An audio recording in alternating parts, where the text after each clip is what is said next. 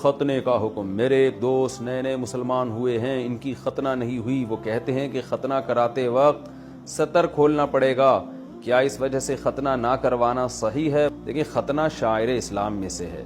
اس کی بڑی وجہ یہ ہے کہ پیشاب کے قطرے کھال میں اٹکتے ہیں, گندگی ہوتی ہے, تو اس لیے غیر مسلم اگر بڑی عمر میں بھی مسلمان ہوا ہو تو کسی ڈاکٹر سے ختنہ کروا لینا چاہیے, کیونکہ شاعر اسلام میں سے ہے, سنت موقدہ ہے.